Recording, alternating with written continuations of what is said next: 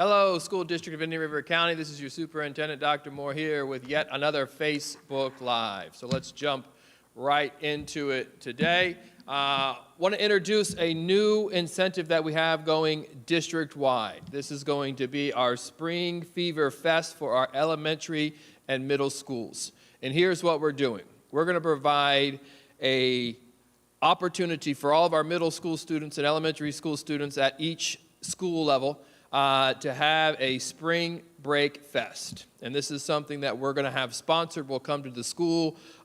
It will be an entire field day, all the food, games that you can imagine. And how do you earn this? The school that shows the most growth in elementary and secondary from iReady assessment from the winter to the spring. We want to have meaningful data. And it is so important to us. We want to reward the school that has the highest level of growth in between those two assessments. These assessments will start next week. So this is the opportunity to have conversations with your children about how important meaningful data is. You wouldn't go to the doctor and tell them that your elbow hurts when it's actually your knee, because the doctor would give you a prescribed therapy or a medication based on the information in which he or she has. The same thing holds true for our teachers. As we prepare to show the state of Florida what good teaching and learning looks like and how you move out of a pandemic while still accelerating the growth of students, we need this information. So we are going to provide the funding. We're going to give it to the schools. This is going to be a spring break fest. There's two opportunities to win, one in elementary, one in our middle schools. Let's have some fun. Let's celebrate. Ultimately, we all will be winners as we kick off our spring break fest. And as we lead into assessments, it's never a bad time to talk through opportunities with your students around being prepared to do the best on your tests. Prioritize attendance and homework. That's an opportunity for you to connect each and every single evening with your son or daughter, how it's going, where do they need support, opportunities for you to connect with your children as well as teachers. Know the dates. So information is available on our websites, at our school sites. Make sure you know when testing is going to take place. Get a good night rest. It sounds simple, but so many times our children are up late on their devices, distracted, not getting the level of sleep that they need. Please have those conversations regarding the use of social media and their phones on a daily basis with your children. A good, healthy breakfast. We have one available at our schools each and every single morning for all students. That's the opportunity, as well as at home, to make sure we're starting our days off right. Stay positive. Stay positive.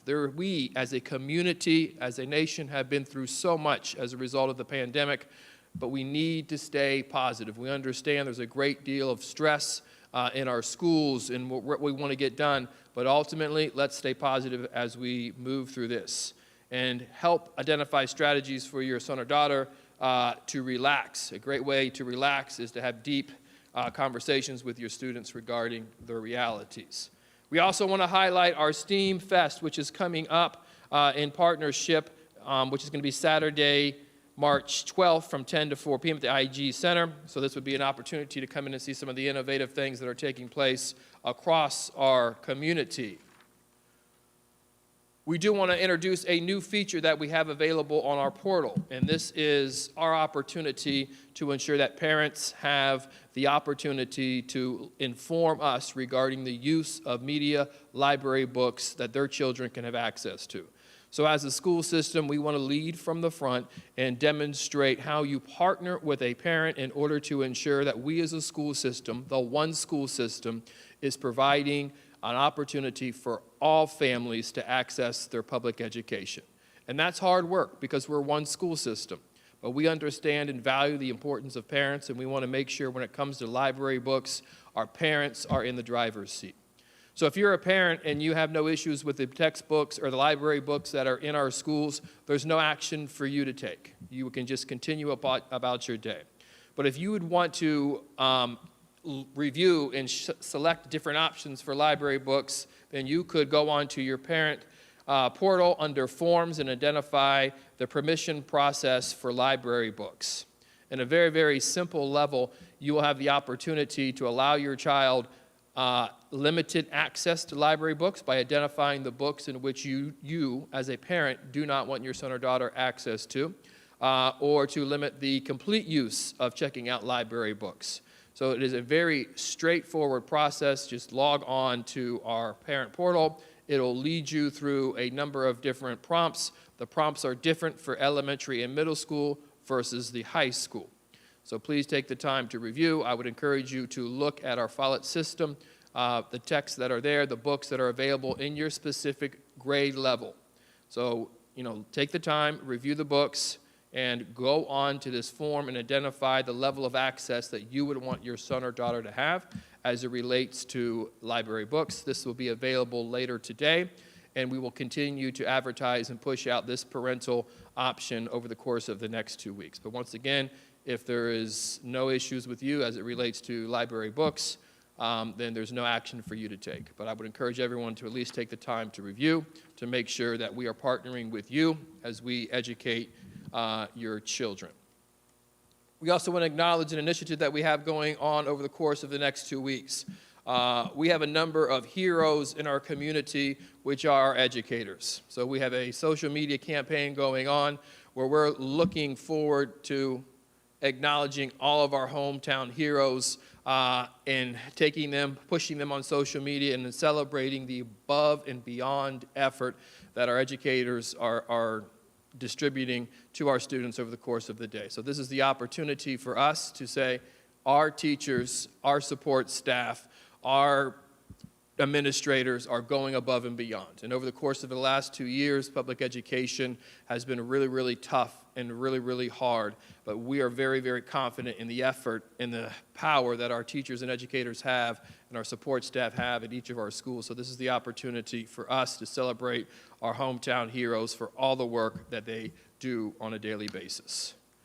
As we're talking through the home stretch leading into spring break, we're not there yet. So we still have 3 full weeks, including this week. So I would encourage parents, have conversations with your children, as we do not want to ease into spring break. We want to maximize every single opportunity that we have.